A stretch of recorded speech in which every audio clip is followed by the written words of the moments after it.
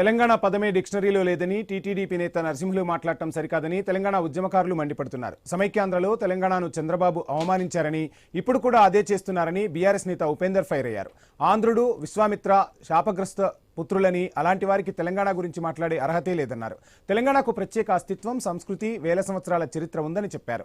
తెలంగాణ పేరు అనేక శాసనాల్లో ఉందని అన్నారు. తెలంగాణలో టీడీపీని మూసేసి చంద్రబాబు ఆంధ్రాకు వెళ్లారని తెలిపారు. మళ్లీ ఏ ముఖం పెట్టుకుని ఇక్కడకు వస్తారని ప్రశ్నించారు. తెలంగాణను అవమానిస్తే చూస్తూ ఊరుకునే ప్రసక్తే లేదని చంద్రబాబు, లోకేష్ ను హెచ్చరిస్తున్న ఉపేందర్తో మా ప్రతినిధి A Y Swamy face to face.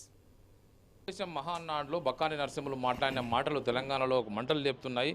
Telangana అనే పదం డిక్షనరీలో లేదని చెప్పి ఆయన చెప్పిన మాటల పట్ల తెలంగాణ వాదులు, ఒకవైపు తెలంగాణ ఉద్యమకారులు, తెలంగాణ నాయకులంతా కూడా ఒకవైపు మండిపడుతున్నారు. మనతో పాటు సీనియర్ బీఆర్ఎస్ పార్టీ నాయకులు, తెలంగాణ ఉద్యమకారులు ఉపేందర్ ఉన్నారు. అని తెలుసుకుందాం. ఉపేందర్, చెప్పండి, మీరు మొదటి నుంచి కూడా తెలంగాణ ఉద్యమాలు కీలకంగా పాల్గొన్నారు. ఇప్పుడు ఈ టీడీపీ నాయకుడు, తెలంగాణ తెలుగుదేశం పార్టీ నాయకులు బక్కాని నరసింహులు ఆంధ్రప్రదేశ్ వెళ్ళి అక్కడ తెలుగుదేశం మహానాడులో ఇలాంటి మాటలు మాట్లాడాలని మీరు ఎలా చూస్తున్నారు?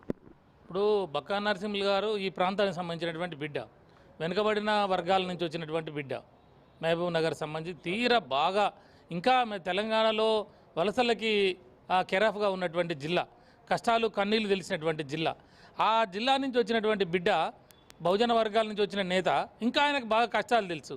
కానీ ఈ రకంగా చంద్రబాబు నాయుడు యొక్క ఆశీర్వాదం కొరకు, మన్ననల కొరకు ఇంకేమున్నది, ఆయన రెండు కళ్ళలో ఒక కన్ను పోయి ఆయన వదిలిపెట్టుకొని పోయి ఆంధ్ర రాజకీయాలు చేసుకుంటుండే ఆడ ముఖ్యమంత్రి అయిండు. ఇక్కడ ఏమున్నదని మీరు ఎందుకు ఆశపడుతున్నారు ఇంతగానమ్మా?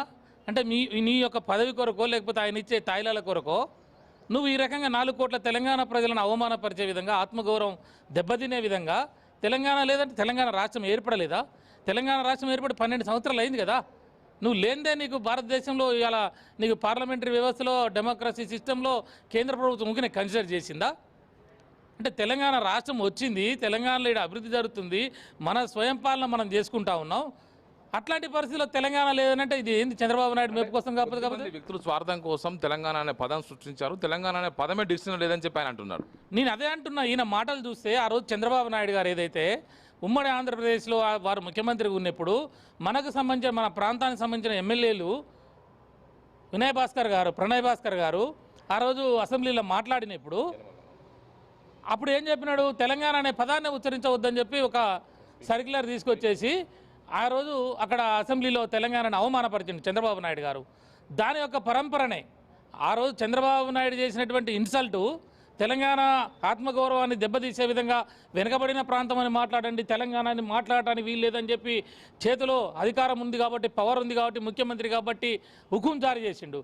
ఈరోజు ఏమైనా ఆంధ్రప్రదేశ్ ముఖ్యమంత్రి ఉన్నాడు, ఆంధ్రలో మీటింగ్ అవుతున్నది, ఆంధ్రలో ఆయన పార్టీ మీటింగ్లో ఆయన బంటు, ఆయన క్లర్క్ను పెట్టుకొని మళ్ళీ ఆయనతోటి చంద్రబాబు నాయుడు రాసిచ్చిన స్క్రిప్టే బక్కాని నరసింహులు చదివిండు. కానీ బక్కాని నరసింహులు నిజంగా సోయి ఉండి మాట్లాడితే ఈ మాటలు మాట్లాడు. ఎవరు కూడా తెలంగాణ సోయిన వాళ్ళు, తెలంగాణ లేదు అని చెప్పేసే, తెలంగాణలో ఈ మట్టిలో పుట్టినవాడు, ఈ గాలి పీల్చినవాడు, ఈ అన్నం తిన్నవాడు, ఈ చరిత్ర తెలిసినవాడు, ఈ పోరాటంలో ఉన్నవాడు, ఈ అమరుల ఆశయాల కోసం పనిచేసినటువంటి, ఆలోచించినటువంటి వ్యక్తులు ఎవ్వరు కూడా ఈరోజు నరసింహులు గారు మాట్లాడింది చాలా బాధాకరం.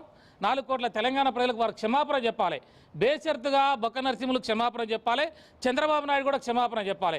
రేపు చంద్రబాబు నాయుడు ఏదో తెలంగాణలో రాజకీయాలు చేయాలి, తెలంగాణలో తెలుగుదేశం రావాలని చెప్పేసి ఇక్కడ ప్రాంతం వాళ్ళతోటి, వాళ్ళ తాబేదారులతోటి, వాళ్ళకి నచ్చిన ఏజెంట్లతోటి ఏదో మాట్లాడించుకుంటున్నాడు. చంద్రబాబు నాయుడు కూడా దీనికి సమాధానం చెప్పాలి. తెలంగాణ వాదానికి కానీ, తెలంగాణ అస్తిత్వానికి కానీ, ఆత్మగౌరవాన్ని కానీ కించపరిచే విధంగా ఎవరు మాట్లాడినా దాన్ని వదిలిపెట్టే ప్రసక్తే లేదు. నిజంగా చరిత్రలో తెలంగాణ అనే పదం లేదా? ఒకవైపు వేల సంవత్సరాల నుంచి కూడా, శాతవాహనులు, ఇక్ష్వాకుల కాలం నుంచి కూడా తెలంగాణ అస్తిత్వంలో ఉంది. 1956 ఆంధ్రులు కలిసేంత వరకు కూడా ప్రత్యేక అస్తిత్వంతో ఉన్నది. ఒకవేళ కుతుబ్ షాలు కావచ్చు, నిజాం రాజులు కావచ్చు, అంతకుముందు కాకతీయులు కావచ్చు, అనేక మంది రాజులు వెళ్ళినటువంటి తెలంగాణ గడ్డలో ఈ తెలంగాణ అనే పదం లేదని ఏ విధంగా అంటారు? ఇట్లా ఇప్పుడు నేనేమంటున్నా, ఇది కేవలం దురహంకారంతో చేసేటువంటి మాటల ప్రయోగమే. మా చేతిలో అధికారం ఉన్నది, మైక్ ఉన్నది, మేమేం చెప్పినా మా మీడియా చూపిస్తుంది, మీడియా మాదే, పేపర్లు మాయే, మేమేది చరిత్రను వక్రీకరించారు కదా ఇంతకాలం.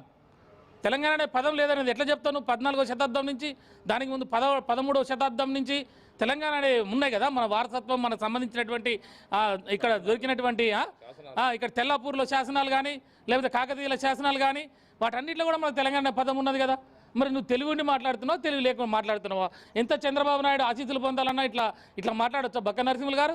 దీన్ని తీవ్రంగా ఖండిస్తూ ఉన్నాం. ఒకవైపు పాషం జాతి ప్రశ్నిస్తే పాషం జాతిని ఒకవైపు ఇంటికి ఆంధ్ర పోలీసులు పోయి ఒకవైపు హౌస్ అరెస్ట్ చేసే పరిస్థితి నెలకొన్నది. ఎందుకు ఇట్లా చేసింది అనుకోవచ్చు. ఇప్పుడు నేను ఏమంటున్నా, నువ్వు మాట్లాడాల్సిన టైంలో మాట్లాడి, నువ్వు అడగాల్సిన టైంలో అడగకుండా, మరి నువ్వు మైక్ ఉంది కదా, నోరు ఉంది కదా అని చెప్పేసి ఇష్టం వచ్చినట్టు మాట్లాడకుండా జాగ్రత్తగా పెట్టుకుని, నేను ఏమంటున్నా ఈరోజు ఇవాళ లోకేష్ నాయుడు గారు కానీ లేకపోతే చంద్రబాబు నాయుడు గారు కానీ బక్కా నరసింహులు మాట్లాడిన దానికి మీరు ఏం సమాధానం చెప్తారు? తెలంగాణను మీరు అవమానపరుస్తురా? తెలంగాణ అంటే మీకు లెక్కలేదా? తెలంగాణ ప్రజల ఆత్మగౌరవంతో మీరు చెలగాట మాడతారా? ఇంకా అవమానిస్తారా మమ్మల్ని? అయిపోయా, నువ్వు అక్కడ పోతివి, నువ్వు ముఖ్యమంత్రి అయితివి, ఇవాళ కేంద్రంలో సంకలం ఉండే, నువ్వు రాజకీయాలు చేసుకుంటూ అక్కడ ఉండక నువ్వు ఇక్కడ ఏజెంట్లను పెట్టి ఇక్కడ మమ్మల్ని రెచ్చగొట్టడం ఎందుకు అంటున్నా?